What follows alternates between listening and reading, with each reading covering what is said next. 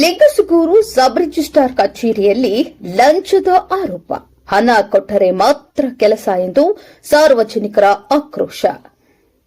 ಲಿಂಗಸುಗೂರು ತಾಲೂಕಿನ sub registrar ಕಚೇರಿಯಲ್ಲಿ ಲಂಚದ ಹಾವಳಿ ಮುಂದುವರೆದಿದೆ ಎಂಬ ಗಂಭೀರ ಆರೋಪಗಳು ಸಾರ್ವಜನಿಕರಿಂದ ಕೇಳಿ ಬರ್ತಿವೆ. ಕಚೇರಿಯಲ್ಲಿ ದಲ್ಲಾಳಿಗಳ ಹಾವಳಿ ಹೆಚ್ಚಾಗಿದ್ದು, ಯಾವುದೇ ದಾಖಲಾತಿ ನೋಂದಣಿ, ಖಾತೆ ಬದಲಾವಣೆ ಸೇರಿದಂತೆ ವಿವಿಧ ಕೆಲಸಗಳಿಗೆ ಹಣ ನೀಡಿದರೆ ಮಾತ್ರ ಕಡತಗಳು ವೇಗವಾಗಿ ಚಲಿಸುತ್ತವೆ. ಇಲ್ಲದಿದ್ದರೆ ಅನಗತ್ಯ ವಿಳಂಬ ಮಾಡಲಾಗುತ್ತಿದೆ ಎಂದು ಕೆಎಸ್ಆರ್ ಪಕ್ಷದ ರಾಜ್ಯ ರೈತ ಕಾರ್ಯದರ್ಶಿ ಶಿವರಾಜ್ ಕಪ್ಪಗಲ್ ಆಕ್ರೋಶ ವ್ಯಕ್ತಪಡಿಸಿದ್ದಾರೆ. ನನ್ನ ಹೆಸರು ಶಿವರಾಜ್ ಕಪ್ಪಲ್. ನಾನು ಕೆಆರ್ಎಸ್ ಪಕ್ಷದ ರಾಜ್ಯ ರೈತ ಕಾರ್ಯದರ್ಶಿ.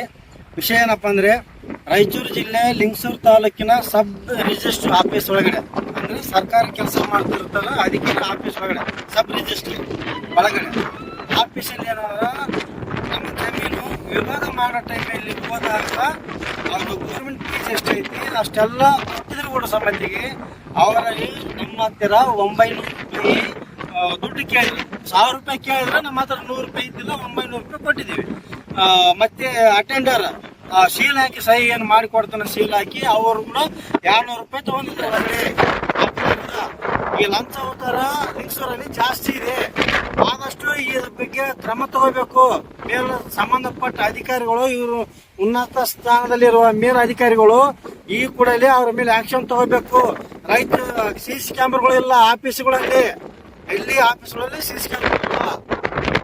ಇವರು ಏನಂತಾರಲ್ಲ, ಜಾಸ್ತಿ ಬ್ರೋಕರ್ಗಳು ಇಟ್ಕೊಂಡ್ಬಿಟ್ಟಾರ. ನೀನಾಗಲಕ್ಕಪ್ಪ ಅಂದ್ರೆ ಇನ್ನೊಬ್ಬರ ಕೈಲಿಂದ ಇದು ಮಾಡ್ತಾರ ಅವರು. ಬ್ರೋಕರ್ಗಳು ಲಿಂಗಸೂರಲ್ಲಿ ಆಫೀಸ್ ಒಳಗಡೆ ಜಾಸ್ತಿ ಇದಾರೆ. ಇದನ್ನ ಕಣಿಗಾಣಿಸ್ಬೇಕು, ಮಟ್ಟ ಹಾಕೋಬೇಕು. ಇವುಗಳು ಇಮಿಡಿಯೇಟ್ಲಿ ಅವ್ರನ್ನ ಆಕ್ಷನ್ ತಗೋಬೇಕು.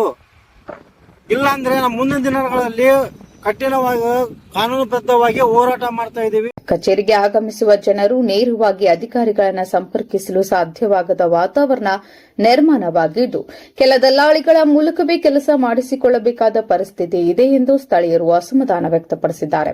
ಸರ್ಕಾರದ ಸೇವೆಗಳು ಪಾರದರ್ಶಕವಾಗಿ ಮತ್ತು ನಿಗದಿತ ಅವಧಿಯಲ್ಲಿ ಸಿಗಬೇಕು ಎಂಬ ಉದ್ದೇಶವಿದ್ದರೂ ಲಂಚ ಸ್ವೀಕರಿಸುವ ವಿಡಿಯೋ ಸಾಮಾಜಿಕ ಜಾಲತಾಣದಲ್ಲಿ ಹರಿದಾಡುತ್ತಿದ್ದು, ಸಂಬಂಧಪಟ್ಟ ಅಧಿಕಾರಿಗಳು ಈ ಬಗ್ಗೆ ಸೂಕ್ತ ತನಿಖೆ ನಡೆಸಿ ತಪ್ಪಿತಸ್ಥರ ವಿರುದ್ಧ ಕಠಿಣ ಕ್ರಮ ಕೈಗೊಳ್ಳಬೇಕು ಎಂದು ಸಾರ್ವಜನಿಕರು ಒತ್ತಾಯಿಸಿದ್ದಾರೆ.